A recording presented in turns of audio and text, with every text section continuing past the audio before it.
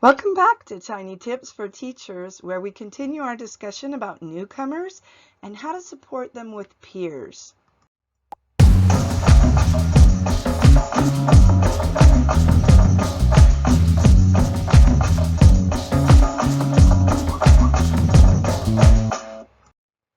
How can peers make the difference? They can be another set of eyes for you while you're busy with the rest of the class. And they can help the student sooner than you can because you're dealing with many students.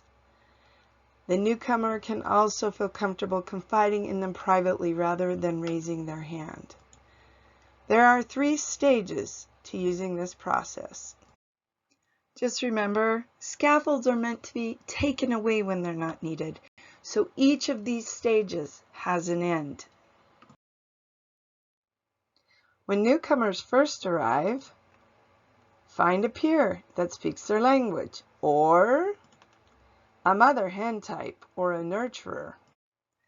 The goals of the peer nurturer are to support and ease the overload that newcomers often experience, and to alert you to any needs that they've observed in the student. If they're capable, to offer occasional translation. This stage lasts 3 to 6 weeks, so make sure you let your nurturer know that it will end. A note on translation. It is for key concepts, important messages, and to answer students' questions. This is based on my experience. Why? Because the student helper needs to also focus on their learning. Too much can burn out the helper, and it can be distracting to other students. Too much can give the newcomer feelings of embarrassment because everybody's turning around to look and see who's talking.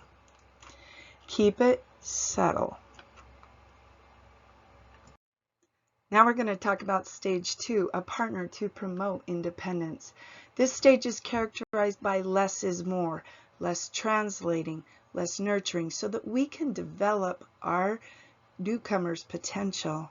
A word of wisdom, please give your nurturer a week or two's notice so that they can let go. They tend to become a little protective of their newcomer.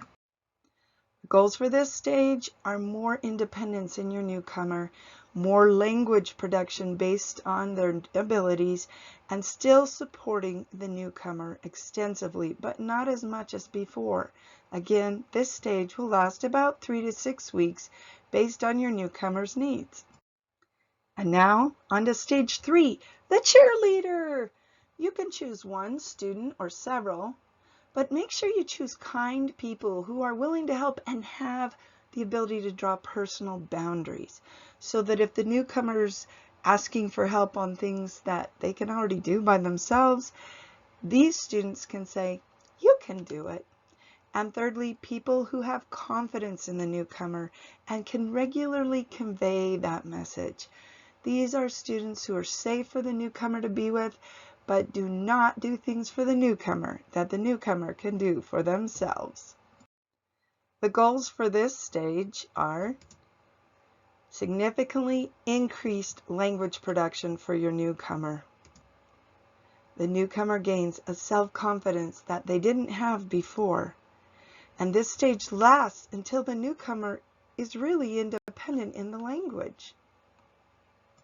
Thanks for joining Tiny Tips for Teachers. Please check out my other videos. And remember, if this was helpful to you, please like, subscribe, and share.